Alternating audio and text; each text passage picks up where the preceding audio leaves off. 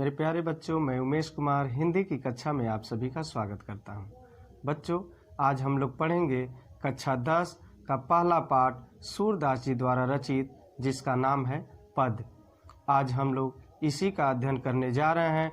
तो आइए देखते हैं सूरदास जी ने श्री कृष्ण के बाल रूप को किस तरीके से उनके सौंदर्य को प्रकट किया है और वात्सल्य रस में किस तरीके से अपने पंक्तियों में उतारा है। तो जी हाँ बच्चों, अविलंब हम लोग चलते हैं पाठ की तरफ। चरण कमल बंदौ हरिराई, जा की कृपा पंगु गिर लंघै, अंधे को सब कछु दर्शाई। बहिरो सुने गुंग पुनि बोले, रंक चले सिर छत्र धराई। सूरदास स्वामी करुणामय, बार बार बंदौ तिहि पाई। बच्चों, ये था सामान्य पाठ। आइए इसको हम लोग देखते हैं छंद विधान के आधार पर। चरण कमल बंदो हरिराई, चरण कमल बंदो हरिराई। जाकी कृपा पंगु गिर लंघै, जाकी कृपा पंगु गिर लंघै।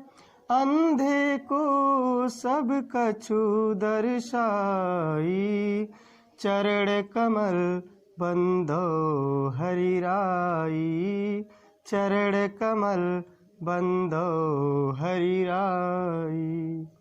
जी हाँ बच्चों, आइए इसके भावार्थ की तरफ चलते हैं। सूरदास जी कह रहे हैं, चरण कमल बंदो हरिराई, मैं ऐसे कमलवत चरणों की वंदना करता हूँ। इसमें रूपक अलंकार है। मैं ऐसे कमलवत चरणों की वंदना करता हूँ, किसके? हरिराई अर्थात हरि के। मैं श्री कृष्ण के, मैं हरि के ऐसे कमलवत चरणों की वंदना करता हूँ, जा की कृपा पंगु गिर लंघै, जिसकी कृपा हो जाने पर एक लंगड़ा व्यक्ति भी पर्वत को लांघ जाता है। जा की कृपा पंगु गिर लंघै, जिसकी कृपा हो जाने पर एक लंगड़ा भी पर्वत को लांघ जाता है। अंधे को सब कछु दर्शाई, और एक अंधे व्यक्ति को सब कुछ दिखाई देने लगता है। बहिरो सुने गूंग पुनि बोले, रंक चले सिर छत्र धराई। एक बहरे व्यक्ति को सुनाई देने लगता है, पुनि माने फिर से, बहरे व्यक्ति को फिर से सुनाई देने लगता है, और गूंगा व्यक्ति फिर से बोलने लगता है।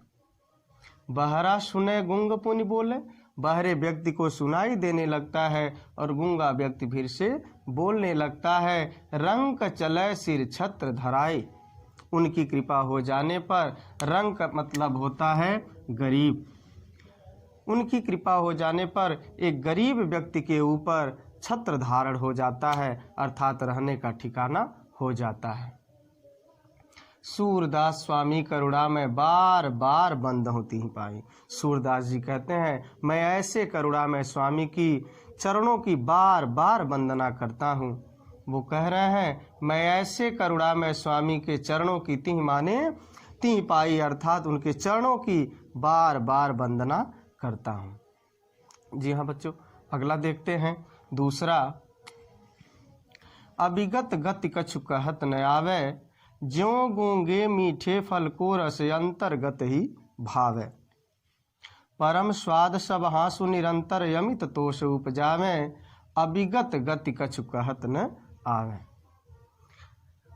सूरदास जी कह रहे हैं, अभिगत, अभिगत का मतलब होता है निराकार ब्रह्म ईश्वर। यहाँ सूरदास जी सगुण पद को गा रहे हैं और निर्गुण पद को जो है कि बता रहे हैं कि किस तरीके से निर्गुण पद या निर्गुण ब्रह्म की उपासना करना कठिन है। उसी चीज को व्यक्त किया गया है इसमें, इन पंक्तियों में। तो आइए देखते हैं। सूरदास जी कह रहे हैं, अभिगत गति कछु कहत न आवे, निराकार ब्रह्म की सत्ता अज्ञात है। जी हाँ बच्चों, निराकार ब्रह्म की सत्ता अज्ञात है, उसके बारे में कुछ कहा नहीं जा सकता, अर्थात वाणी से व्यक्त करना कठिन है, शब्दों में व्यक्त नहीं किया जा सकता। किस प्रकार के? ज्यों गूंगे मीठे फल को रस अंतर्गत ही भावे, जिस प्रकार से गूंगा व्यक्ति मीठे फल के रस के आनंद को अंदर ही अंदर जान लेता है, उसे व्यक्त नहीं कर सकता, ठीक उसी प्रकार से निराकार ब्रह्म की सत्ता ज्ञात है, उसको शब्दों में व्यक्त करना कठिन है।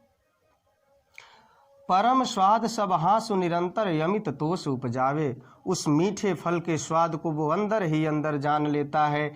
एक अपार संतुष्टि उसके अंदर ही अंदर हो जाती है, मगर उसको उत्पन्न उपजावे अर्थात उत्पन्न नहीं कर सकता, उसको व्यक्त नहीं कर सकता। इसी प्रकार से निराकार ब्रह्म की सत्ता ज्ञात है, उसको शब्दों में व्यक्त करना कठिन है।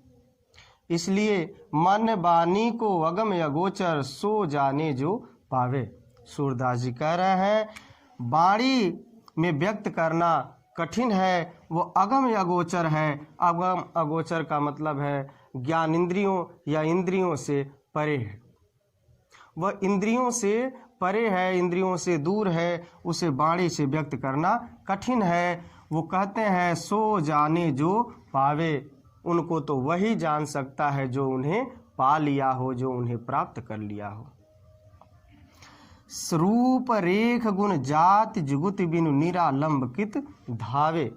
सूरदास जी कह रहे हैं न तो उनकी कोई रूप रेखा है, न तो उनकी कोई गुण है, न तो उनकी कोई जाति है, न तो उनकी कोई विशेषता है। जुगुति अर्थात न तो खोजने का उनको कोई उपाय है।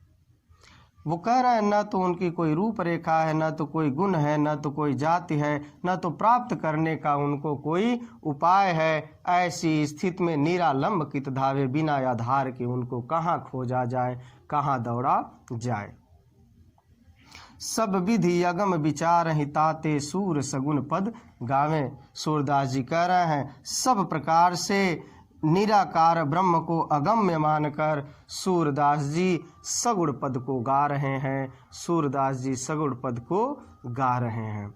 वो कह रहे हैं सब विधि, विधि माने होता है निराकार ब्रह्म, अगम माने अगम्य, यानी जहाँ पहुँचना कठिन हो। वो कह रहे हैं कि इसलिए सभी प्रकार से निराकार ब्रह्म को अगम्य मानकर सूरदास जी सगुण के पद को गा रहे हैं। आइए बच्चों, इसी के क्रम में हम लोग तीसरा देखते हैं, और इसमें कवि हमको क्या बताना चाह रहे हैं। किलकत कान घुटुरुवन यावत। श्री कृष्ण किलकारी मारते हुए घुटनों के बल चलते हुए आ रहे हैं। किलकत कान घुटुरुवन आवत, श्री कृष्ण किलकारी मारते हुए अर्थात हंसते हुए और घुटनों के बल चलते हुए आ रहे हैं। जी हाँ बच्चों, इसमें श्री कृष्ण के बाल सौंदर्य का वर्णन किया गया है। तो सूरदास जी कह रहे हैं कि श्री कृष्ण किलकारी मारते हुए और घुटनों के बल चलते हुए आ रहे हैं। मणिमय कनक नंद के आंगन बिंब पकड़िबे धावत। मड़ियों और सोनों से जड़े हुए, कनक मतलब सोना, मड़ियों और सोनों से जड़े हुए नंद जी के आंगन में अपने ही बिंब अर्थात अपने ही परछाई को पकड़ने के लिए दौड़ रहे हैं। कबहु निरख हर याप छाह को कर सौ पकड़न चाहत। कभी वह अपने छाह को अर्थात अपने परछाई को देखकर और अपने हाथ से पकड़ना चाह रहे हैं। कभी वह अपने परछाई को देखकर और अपने हाथ से पकड़ना चाह रहे हैं। किला की हसत राजत दुई दतिया पुनि पुनि तिहि अवगाहत। जब वह किलकारी मार रहे हैं और जब वह हंस रहे हैं तो उनके आगे के जो दो दांत है वो दिखाई दे रहा है, और इतने में वो बड़े ही सुशोभित लग रहे हैं। किला की हसत राजत दुई दतिया, जब श्री कृष्ण हंस रहे हैं, जब वो किलकारी मार रहे हैं तो उनके आगे के जो छोटे छोटे दांत हैं वो दिखाई दे रहे हैं और वह अत्यंत ही सुशोभित हो रहे हैं। पुनि पुनि तिहि अवगाहत, और बार बार वह जो है कि अपने ही परछाई को पकड़ने के लिए दौड़ रहे हैं। कनक भूमि पर कर पग छाया यह उपमाइक राजत। जब स्वर्णिम भूमि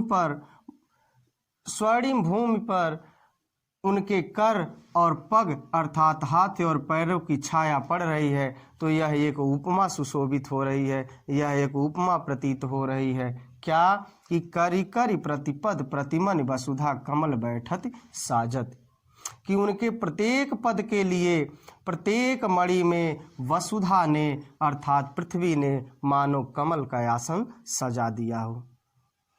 उनके प्रत्येक पद के लिए, उनके प्रत्येक चरण के लिए प्रत्येक मड़ियों में पृथ्वी ने कमल का आसन सजा दिया हो। बाल दशा सुख निरख जसोदा पुनि पुनि तिह अवगाहत। ऐसे बाल दशा को देखकर जसोदा जी बड़े ही प्रसन्नित हो रही हैं। श्री कृष्ण के इस बाल रूप को देखकर, बाल दशा को देख कर के जसोदा बड़ी ही प्रसन्नित हो रही हैं और बार बार नंद जी को बुला रही हैं। और अचरा तरलय ढाक सुर के प्रभु को दूध पियावत, और अपने ही आंचल के तले, अपने ही आंचल के नीचे छुपा के प्रभु अर्थात श्री कृष्ण को दूध पिला रही हैं। सूरदास जी कह रहे हैं और माँ यशोदा अपने आंचल के तले ढाककर सूर्य के प्रभु को अर्थात श्री कृष्ण को दूध पिला रही हैं। जी हाँ बच्चों, आज के लिए बस इतना ही।